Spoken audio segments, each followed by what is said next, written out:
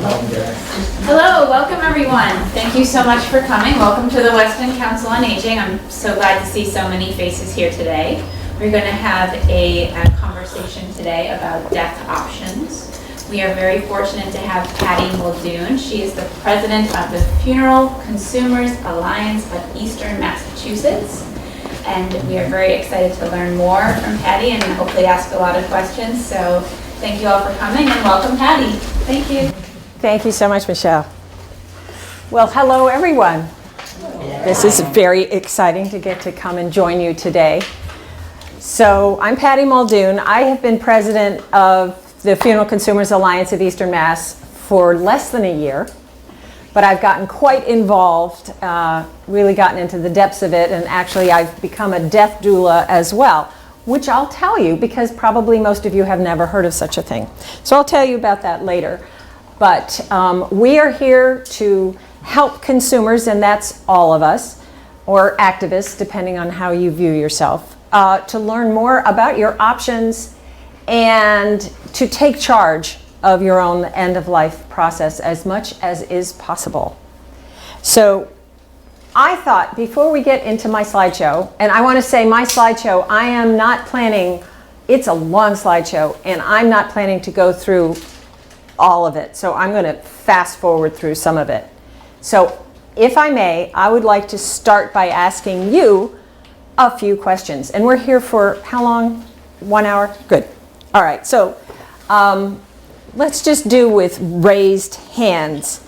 How many of you have never been to a funeral? That's what I thought. Just a few funerals. A few funerals? How about a lot of funerals? Wow.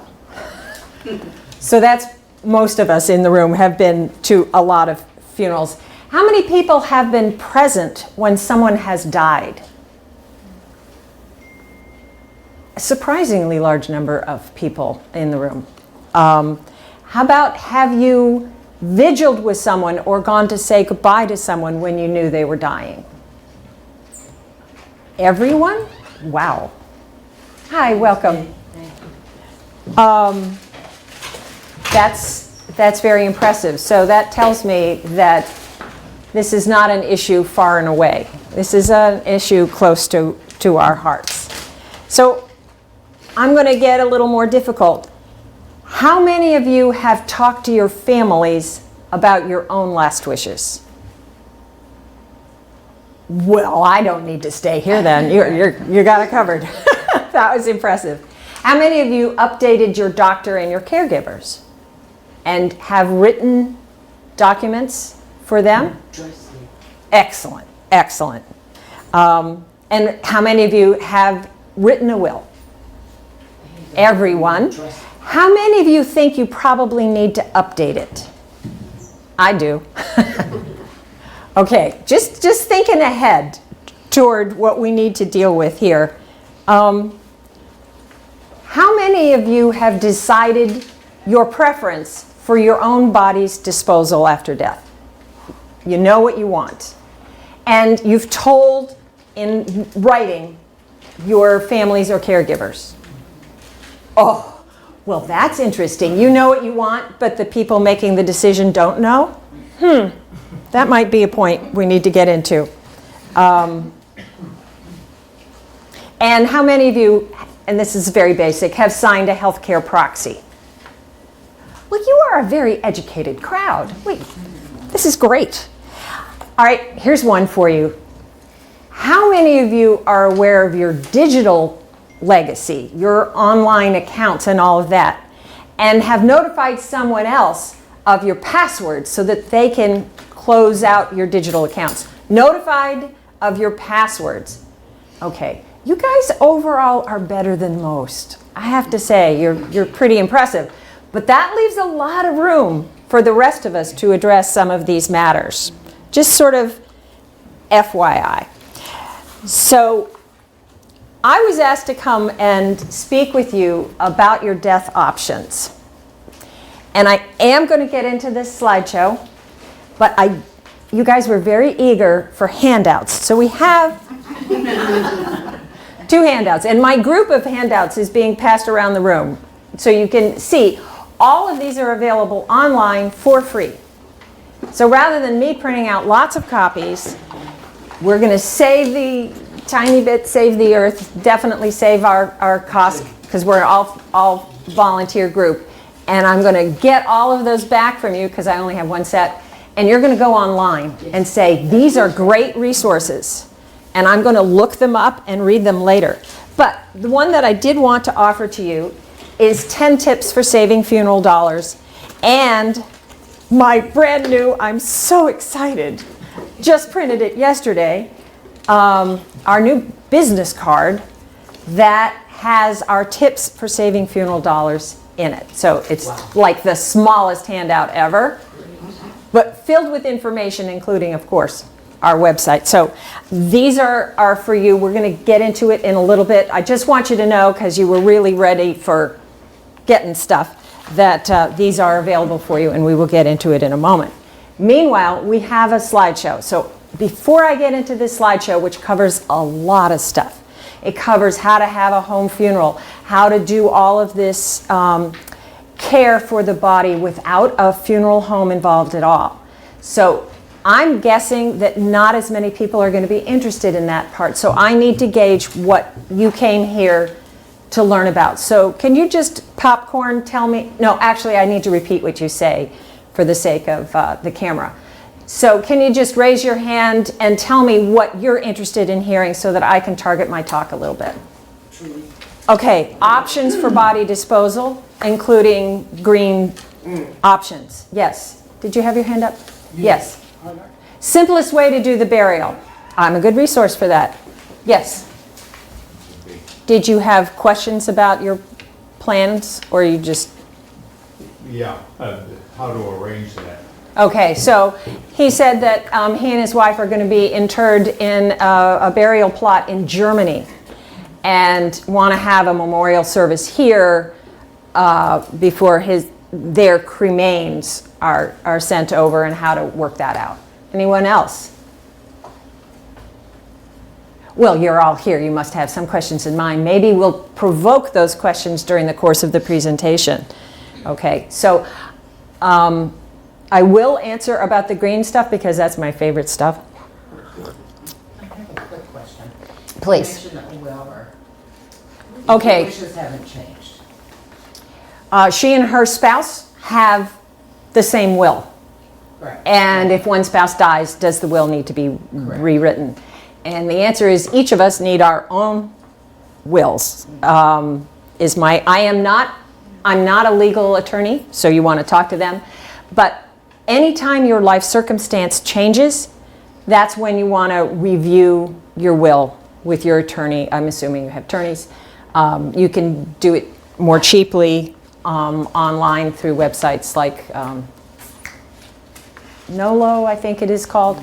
But generally, anytime a life circumstance changes, that's when you want to reevaluate your will and just see if it should be modified. I know my husband and I had pretty much exactly the same will and the same trust, but it's been, should I confess, like 10 years since I did the will, and it's time for us to redo it or modify it.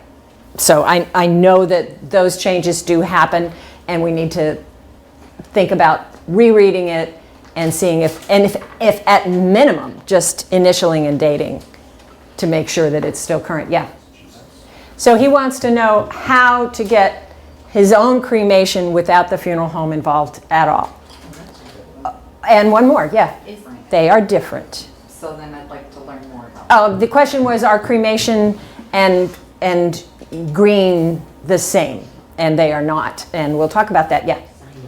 Okay, body donation to science. She wants to know about that one. So that is absolutely one of our work as Funeral Consumers Alliance is we are volunteers helping other people make sure that their own choices are, that they're able to carry out their own choices through the process. So we're not saying, hey, this one's right, that one's wrong, even though I have some feelings about some of them. Why? Thank you so much. She wants to know about our organization. Thank you, that was not planned. She's not a plant. Never met her before. So we are an affiliate of Funeral Consumers Alliance, a national group. And our organization was founded in, well, our bylaws started in 1962, when there was a lot of growth all around the country with memorial societies, which is what our original name was, Memorial Society. And our whole focus is helping you have the dignified, meaningful, and affordable after-death care that you planned for and hoped for.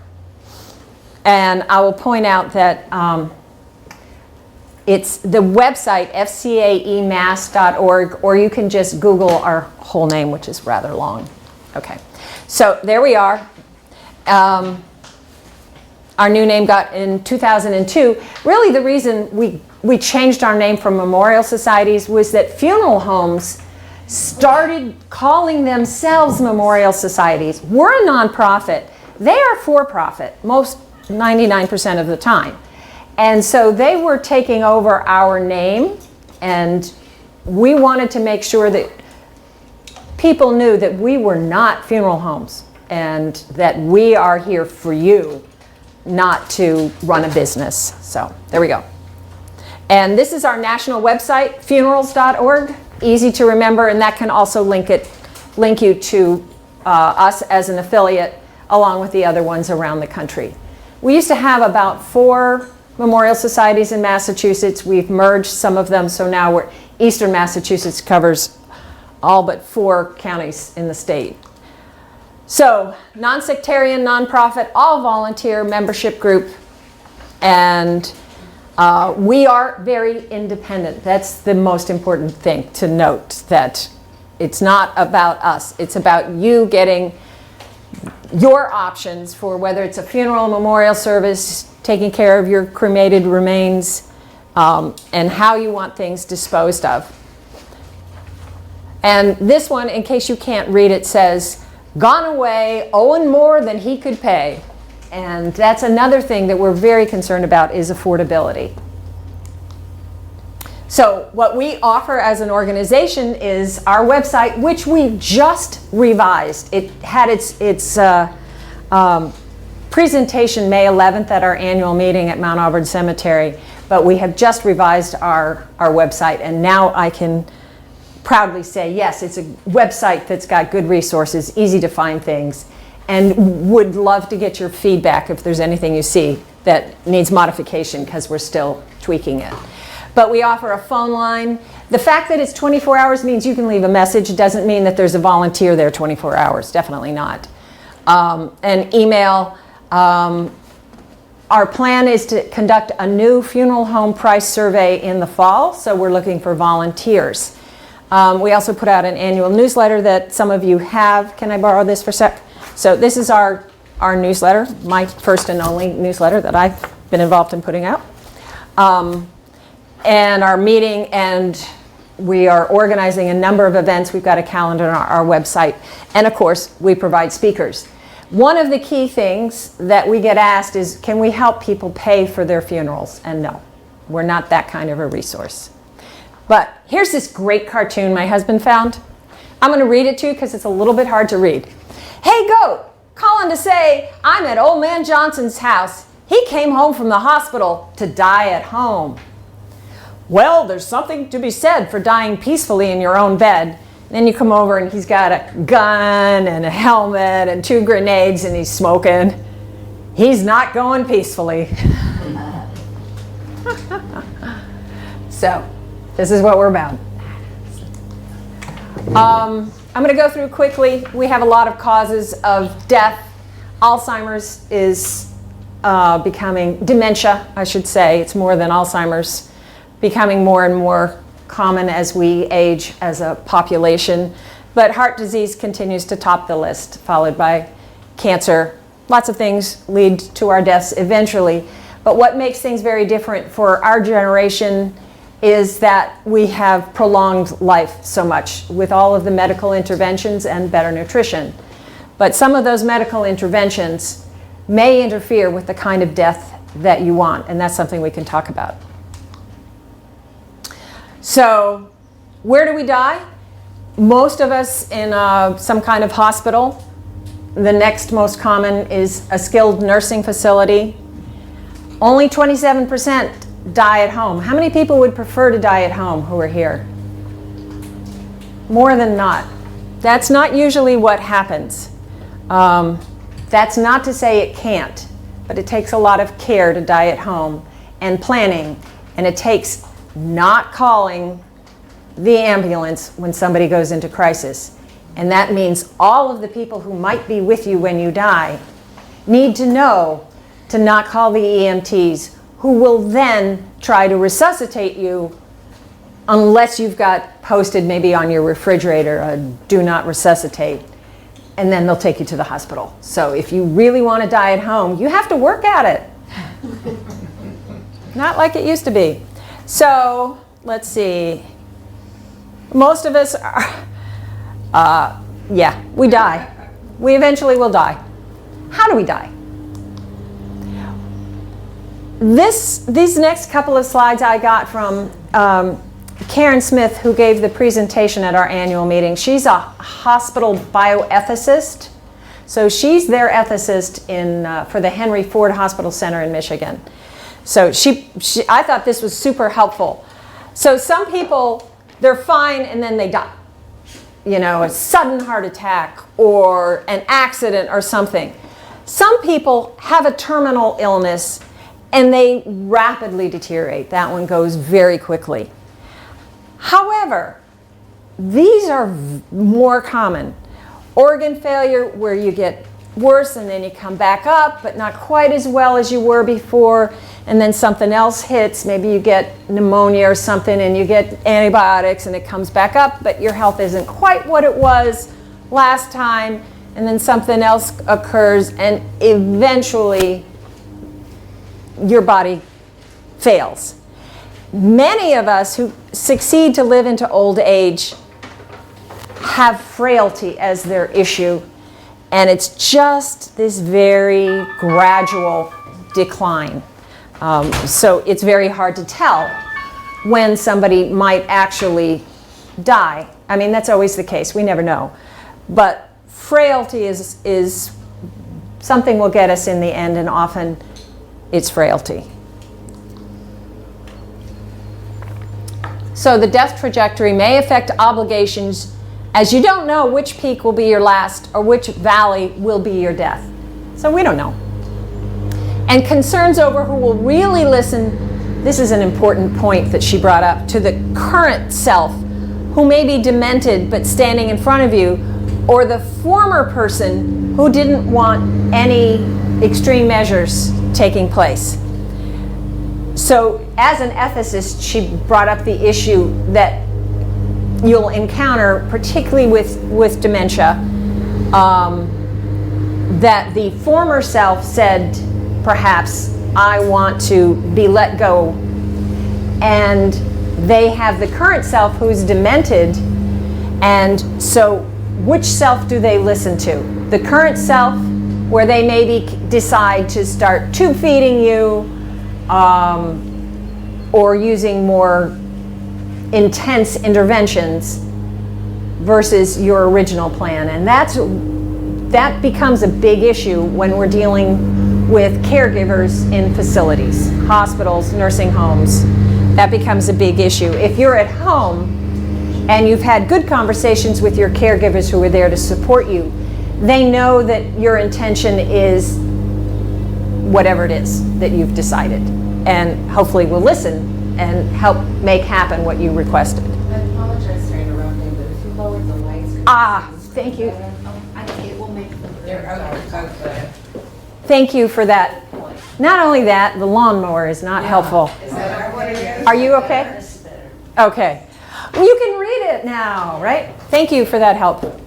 So, yeah, fun thoughts. Most of us can't walk. Ugly little truths, Yeah, they are ugly, and it is true. A third of us cannot any longer control our bowel or bladder, and 40 of us are cognitively impaired when we die. That's, yeah, yay! But it's better to be aware so we can plan. You know, think about it. This isn't how we planned. No, because this is how we'd die. What we'd like is lots of family around us. Well, maybe not you, but many. And we should be like decent. We should be well dressed and our makeup is on, well, maybe not our makeup, but people in the rest of the country makeup. We're not in a lot of pain and there isn't any violent things happening to us and we're still looking good and there's no blood around or any of those messy things. Yeah, that's how we'd like to die. That's what we think of many times as what is dignified. We want a dignified death. That's sort of not what happens. But it'd be nice. A few people. Some people get that. But by and large, that's not a realistic hope. But if we really think about what death might be and the various options that could happen to us, because we never know, we need to acknowledge that these different trajectories could be what one of those four is going to happen to us. And we need to make sure not only do we have advance directives written down, which this group is very good at overall, but that everyone involved knows.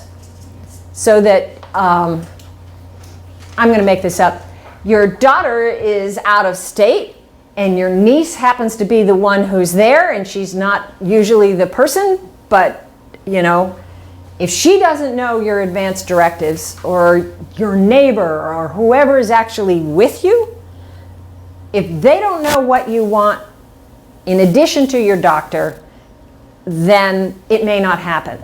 Because at this point, when you need someone else to speak for you, you're probably not able to do it at that point. So you really need it, your advance directives written down, and you need all the people in your life who might be involved in your care at the end of life to know about it. So talk to your family, talk to your healthcare providers, and this is a really key point that Karen brought up. You will need to start accepting less care sooner than you think to get the death that you say you want. Now, she talked about medical interventions a lot. Some of them can be pretty intense. I'm not going to go into the things that the healthcare system is capable of doing to our bodies, but if you're doing a lot of testing on a body that's 90 years old, that testing could be causing more harm than good.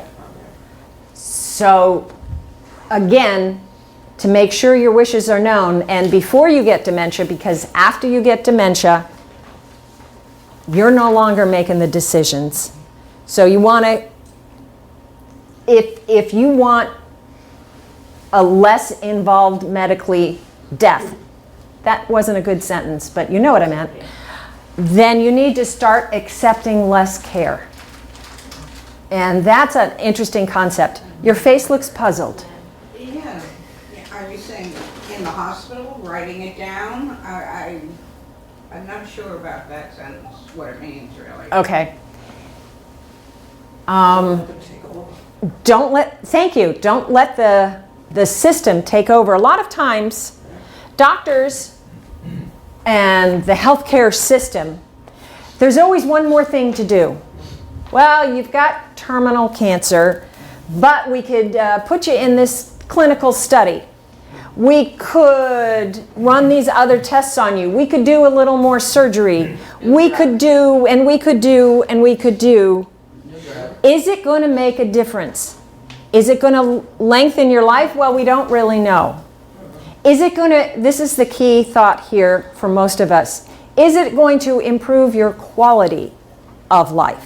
Because that's what many of us want, is a quality of life going into the, for the whole life. We want quality of life. So all those possible interventions that our amazing healthcare system can do may not actually be in your best interest.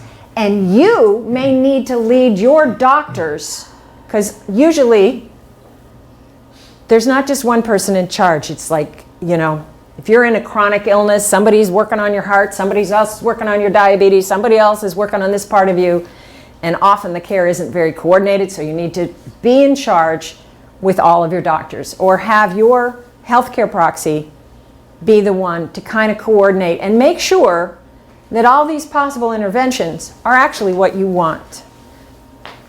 Doctors have a hard time talking about death too. I mean, they're part of the same culture we're a part of. Yeah. I haven't had a lot of experience with this, but I'm getting involved a little bit more with parents.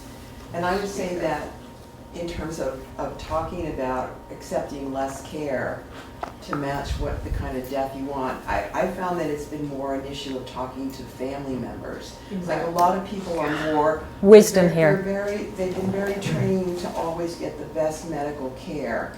You know, we live in Boston, we live where there's all kinds of great medical care.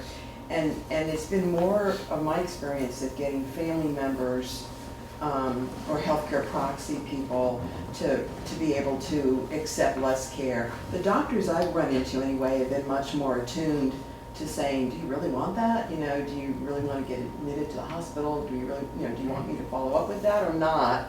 You know, so I've actually found the doctors to be a little bit more better attuned to maybe what the outcomes might be on some I'm going to cases. try and summarize what you've just said. You're in the healthcare world. Yeah. I am. Okay. So speaking as an insider, she's saying that it's her experience more often that the doctors are further ahead than the families are. Families wanting the best, whatever that means. And that may mean more interventions. And her experience is that the doctors are really kind of questioning the family members who are the ones who very often wind up making the decisions. So very good point. That's all on us. But I was speaking from what Karen said, and she works with a lot of doctors. Yeah. This isn't really a question, but it can happen for things you don't really see as too threatening. You know, last month my wife fell and broke her leg, so she's going to have an operation on her leg. Well, the Brigham and Women's questioned me for a do not resuscitate order. So what could go wrong with an operation on the leg? Well, she's 85 years old, and she didn't really come out of the anesthesia for 7 days. Wow. And it was a near thing. Some people react. She had a major stroke, and there was dementia, but not maximum. So I just didn't really think of a leg operation that screw her bones together with plates as anything but, you know, mechanics. So the story was that his 85-year-old wife broke her leg, and she didn't come out of the anesthesia for a solid week. And he wouldn't have expected a broken leg to be a life-threatening situation, but it turned into one. And so we always need to think ahead, because we never know which valley is going to be the one that gets us. We really don't. All right, I want to move on to, make sure your family and friends know and that they will be your advocates for what you want, not what they think is the right thing. Conversations, fears, concerns, hopes, and talking about death doesn't kill us. That's a silly line, none of you laughed. But it's very, very important to do with lots of different people. So let's get on to the death part. Now that we're already all dead, what happens? Thank you. So what really made the change before the Civil War? Before the Civil War, everybody took care of their own dead, pretty much. You'd have a wake in the parlor maybe, but what happened during the Civil War was there was a lot of soldiers that people wanted to have home. And they started this process of embalming, which they learned from doing this with preserving animals. And Abraham Lincoln, when he was shot, they embalmed him, put him on a train, and he traveled around a chunk of the country, and people saw this. And more and more people. So it was really the changes that happened from the Civil War that led us to the whole, what is called today in most funeral homes, a traditional funeral. It is traditional starting in the last century. It's not previously traditional, and it's not very traditional in any place other than here. I've heard so many stories of, well, in England, when my mother died, we waked her for 5 days, and then we buried her, and there was no embalming involved, which is some religions consider embalming a desecration of the body. I think Muslims and Jews, and I don't know who else. So the fact that that is a very common procedure here is not true for our longer history. And there's a death positive movement that we are very much a part of that says that there are better, healthier things that we can do for the bodies, for the environment, rather than trying to make the dead person look as if they're still alive, which never works. One piece I want to bring up, The American Way of Death was huge by Jessica Mitford in changing our perspectives. She looked behind the scenes what's happening in funeral homes.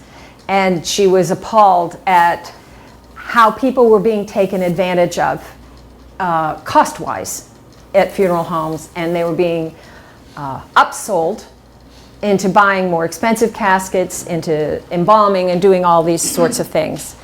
And so she really started things rolling to create our organizations. The funeral rule in 1984 requires that funeral homes, either by phone or in person, give you a general price list.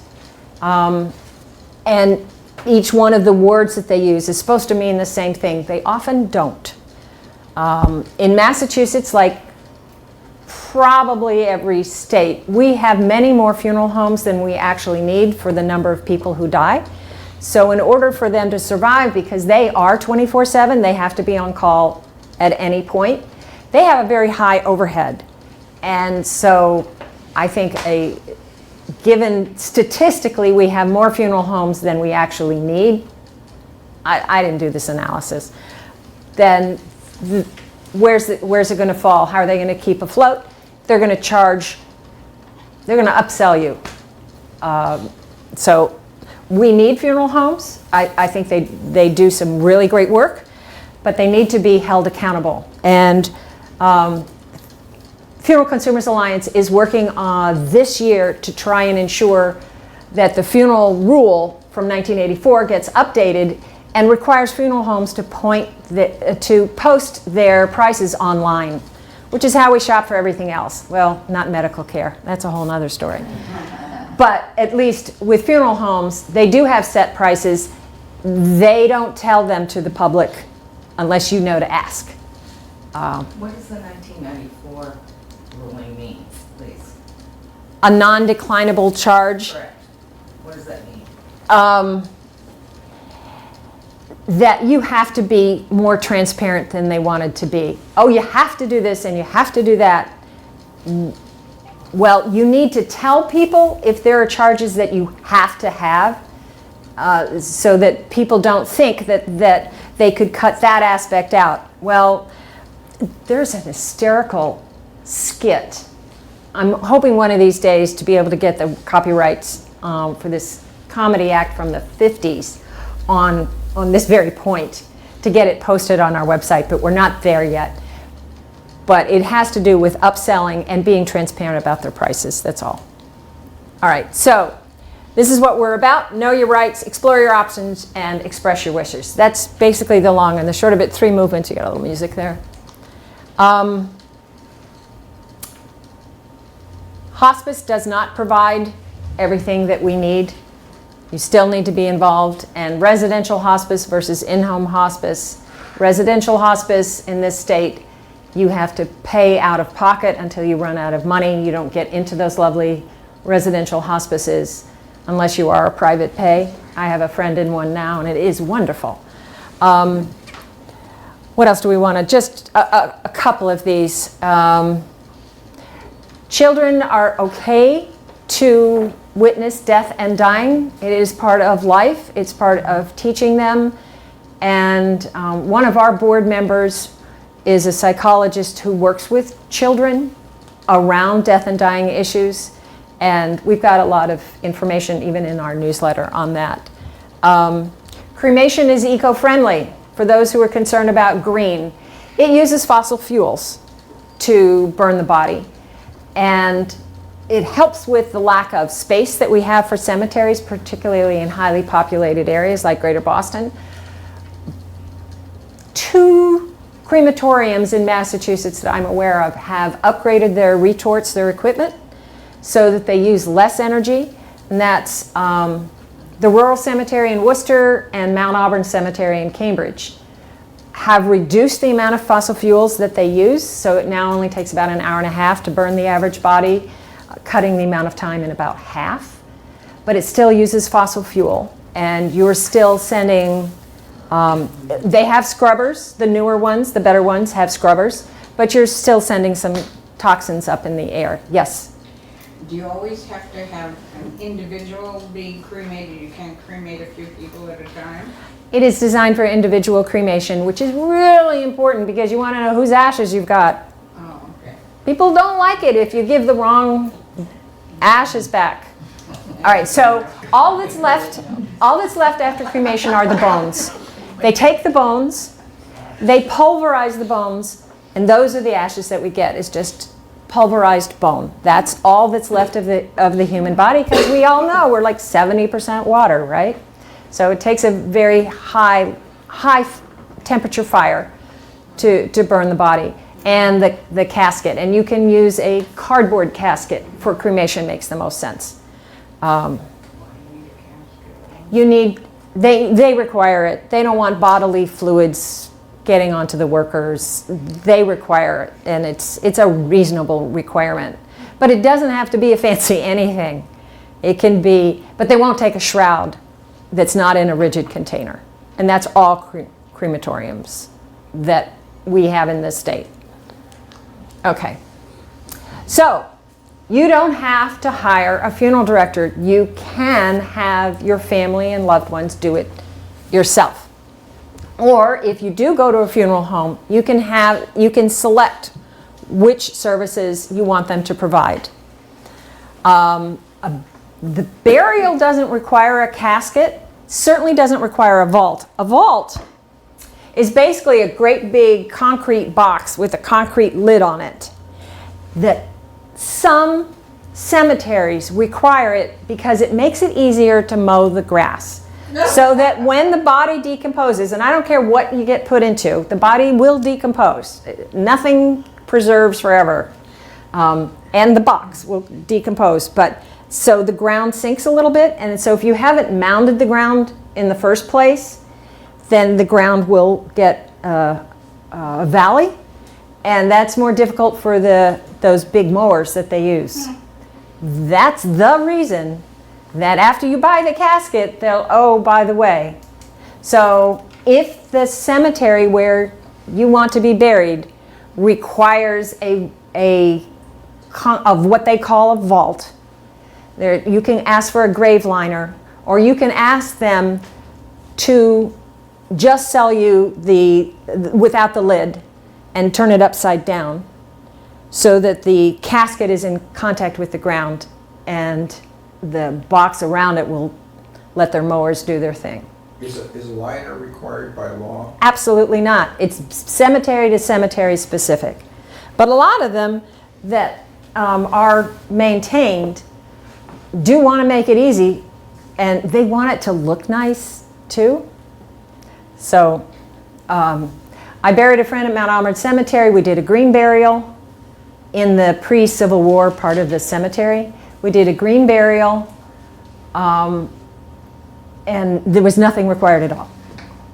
But green burial is another piece we're going to get to. So embalming's not required unless you're in a rare circumstance. Let's say you wanted to send the body to Germany. The airline may require you to embalm the body and have a sealed casket. Does anybody know, does Weston require a liner in the cemeteries in Weston? Yes. Does Weston require a liner? Yes. It requires a vault. Vaults. A vault. Towns require the vaults. So you can take the vault and have it flipped upside down and leave it open to the ground.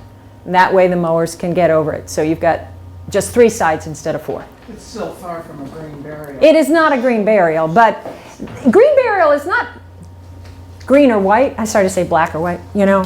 There's a range. So I can get to that in 1 second. You can also provide your own urn or casket. There's somebody in Arlington who is a seller of greener options, simpler options. You can go to Walmart and buy a way cheaper casket, and the funeral home must take it. So Walmart's cheap. You can make your own. Actually, we're Western Funeral Consumers Alliance of Western Mass is having a workshop where people get to make their own plain pine box, and that's coming up shortly. So there are lots of options. If you don't need their urn, you could find a nice box you like or whatever, bring it. Yes? Are there any concerns from the public health departments that, well, in case you're transporting a dead body and that dead body might have a disease or, I mean, but public health doesn't get involved at all? Unless you've got the plague or something, the human body is just the human body. They're not going to be breathing on you, so you're not getting anything respiratory. There's really not. But you have to get a permit, and it's through the public health department of your town. If you're going to handle this yourself, they do have authority over this. But the whole thing about it, you suddenly become unclean when you die, is just not true. And you can do it all yourself, but it's much more work, and sometimes you need some advice and support. But someone who does natural home funerals or death doulas like me, no one else besides the family is actually allowed to take care of the body directly. So you would get advice, guidance, but you would need, your family, friends would need to do the care directly, because that's what the licensure department, I can't remember their name, I've been to their meetings, funeral directors and embalmers license, I don't know, it's part of the state. There's a law saying that only licensed funeral home directors can take care of the body or the family. Is that clear? Okay. So you can get support, guidance, all of that. Here's the funeral rule. I've already covered this. That you need an itemized statement, and they have to give it to you. Okay? That's the long and the short of it. But it's about funeral homes. So if you buy a casket third party, they're not subject to the same rules. If the funeral home, if the funeral home is not involved and you want to buy your own casket, Yes. and you just want to go to the cemetery with it, can you do that? Yes. Let's go to that. All right, let's skip this part, what is involved in the general price list. You can find this on our website. Prices can go from $4,000 to $850, I think, depending on what you're doing. All of these directions on how to do it yourself, we have that online, so I don't want to spend a lot of time on this, but you do need to get a permit. You can't cremate somebody in the first 2 days after their death, because if there's any question about their death and the body is no longer there as evidence, that's not good. You have to take out the pacemaker if there is one, because it will explode, and the crematoriums don't like that when they put a body on fire. So you need to know what's in the body. Sometimes you have a hip or something titanium in there, and it's very expensive and valuable. Maybe that should get, like Mount Auburn, they will recycle that. They work with a nonprofit. The titanium is valuable, and I assume that it could actually get reused, but I don't know that ever happens. But the metal is valuable, and it can't be burned anyway. So, yeah, this may be more than you wanted to know. And the medical examiner has to examine before a cremation or a burial at sea. And you have to be 3 miles out for the burial at sea, so nobody really does that much. It's not very common. However, out west in California, they do a lot more of those, but it's usually, even then, it's usually cremated remains. I really don't want to go into this too much because I don't know how many people, we have this information online. You can look it up. But what the medical examiner needs to examine, you have to be able to register the death. That's state law. The town clerk will help you do that. Yeah, stuff. This is what I was planning on flying through. So let's look at a question of who's responsible for the body. Let's say you have your wishes all written out. You know, this is what I want to be cremated, or I want to be buried, and whatever it is. You've got it all written out. People know about it. Are your wishes required to be honored? Anybody? Take. Honor system, probably, Honor system is about as close as it gets. I would think. You hope that the designated responsible party honors your wishes. But you don't get to, once you die, your body is considered property legally. And so in order, the usual order is it's family members, so it would be spouse, adult children, parents. It's that there's a, this is in the legal world, next of kin, or you designate a personal representative. If you don't have family, you have to designate that. Who has a responsibility for funeral homes? It's the part they care most about is who's going to pay the bill. You have to register your death with the town hall.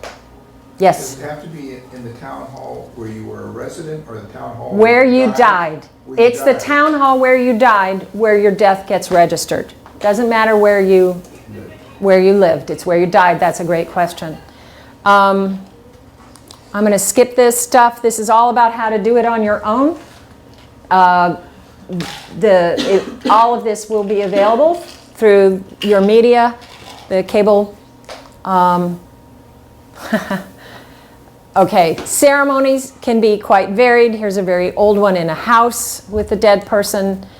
They're all over the place of what people want to do. Here we've got life-size wax effigy for a child, and there you've got a marching band. You know, in New Orleans, you more rent a cemetery spot for a year and a day. It's not permanent. Whereas around here, I don't know of any cemetery where they disinter you. But there's many, many different. Do you know one? They're not permanent in Germany either. But Germany, they're not permanent. Thank you. the family has to pay every, I don't know what period it is, 5 years maybe. Every 50 years. Well, my family had to pay not long ago. All right, so the story is that what you think is just, well, that's how it's done lots of different ways. That's my only point here. There you've got an Irish procession to the graveyard, which is also something we're doing here. Yeah, silly. I'm not reading that. You should be able to read that one. That's just silly. I know, it's pretty bad.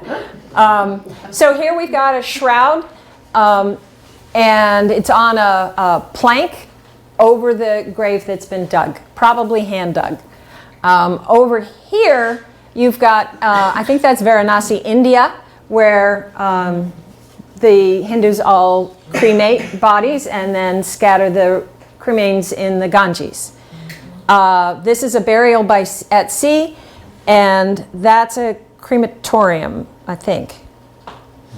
Columbarium? Anyway, we've got words for some of this stuff. Lots of options. And that's an iceberg, so you know that 90% of your work is in the planning in advance.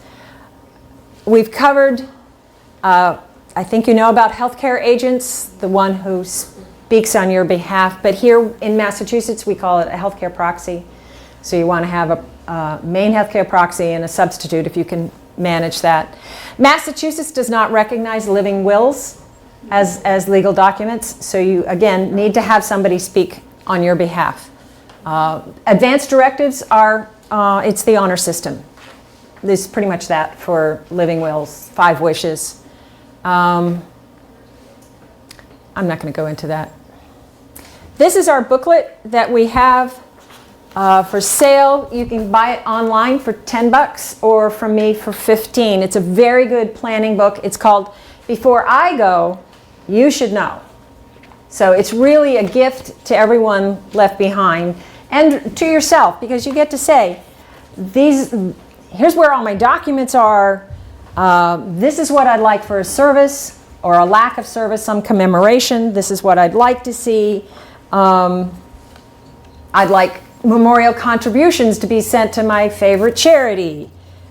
This is all the basic stuff you need for the obituary, so that come the time, it's all taken care of. Here are where my essential information, and here's the list of all the people I want you to tell that I'm dying or dead. And here's their contact information. So you could just get super organized and make life so much easier for your survivors. But also it means that, you know, your wishes are being honored. Yes? Well, this, one quick question. Will the crematorium pick up the body from the rehab center? Several people have asked about cutting the funeral director out. And it just dawned on me, if I have a memorial service, Yep. or maybe with or without the President of the Ashes in my church, Yep. what do I need a funeral director for? You've got some paperwork to fill out. Number one, you know, the death certificate and all that stuff. You need some disposal permit, Oh. you know, the cremation permit, crematoria help all with that. Some will come and pick up and some won't. I think Mount Auburn does not come and pick up, but others do. So you have to, that's your research to do in advance. And I'm sorry that I personally do not know the answer to, hey, we're in Weston, you could try, but I don't actually know. But I think we've got all that information, it's just that I don't have it in my head of who will do the pickups and who won't. But that's a very important question that you want to make sure you include in your advanced documents. So someone talked about body donation, and I wanted to mention that. Body donation to medical schools versus body donation where it's a for-profit world, and I don't recommend the for-profit world where they can use your body parts for many different things. It gets into some weird territory there, but we are surrounded by medical institutions that do need bodies. But you have to have alternative arrangements. So what happens is they will come and pick up the body, and they may do a gross anatomy lesson and need it for some months through the semester maybe. Then they will cremate the body afterwards and either give you back the ashes or they can get buried in Tewksbury. So that's the general process, but they may not need your body. They may have enough bodies, or your body isn't the one they want for whatever their purpose is at that time. So you always need alternative plans. But you can have as your primary, and it's really inexpensive because they take care of cremating it and they can take care of the transportation. My sister did that, and amazingly enough, her daughter met one of the students. Her daughter is in medical school and met one of the students that had learned a lot more about her mother's body than perhaps she ever knew. And it was very touching and a very beautiful experience for them, but that is not the norm. Normally it's completely anonymous. And you can also donate your eyes, skin, lots of organs are available as a possibility for donation.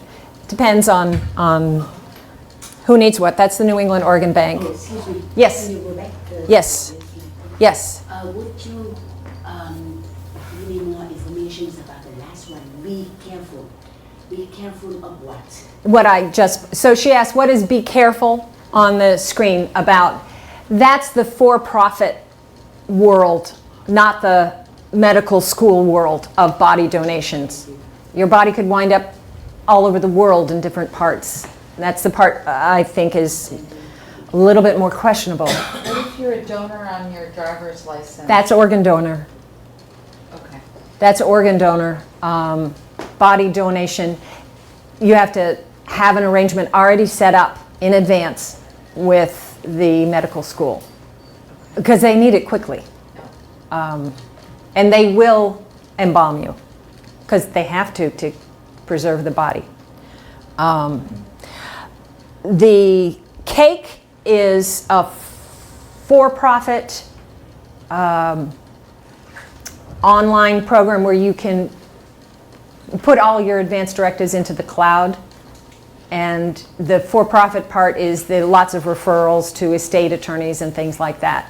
But you can record your stuff through Cake online. It's also it has taken over gyst.org. Get your shit together. Sorry, get your stuff together. Which. But it's now under Cake now. And there are other places, oh, it does say that. There are other places you can get some of the similar documents that we have. What did we laugh at? This man lived. It summarizes it. There's a whole set of veterans benefits. We've got a brochure on that. And Social Security benefits is ridiculoly low. $255 hardly gets you anywhere. But it gives you a great bunch of funeral stories. I was a career interviewer for the Social Security Administration for 34 years, and you would be surprised at the hard feelings that 255 it creates both within the family and I would not be surprised. Social Security for the low amount. But there's some unbelievable stories. I won't put them here. We are running out of time, so I wanted to make sure that you all got these forms. We're 4 here. Oh, thank you. The tips for saving funeral dollars we have pretty much covered in my presentation. This little business card is very useful, I think, for reminders and sharing with your friends. The idea that you can shop for prices, not just use a funeral home that happens to be nearby or that you used for someone else. That basic issues that are pretty well covered here. And I invite everyone to come by and pick up more detailed comments on those 10 tips. They're not all exactly in the same order, but as you leave, pick up a brochure on the 10 tips so you can just get your mind thinking about it and starting to do some of the advanced work that you had sort of laid aside. Now is a great time to do it while you're here and able to address some of these matters. So thank you all so much for inviting me. Thank you all so much.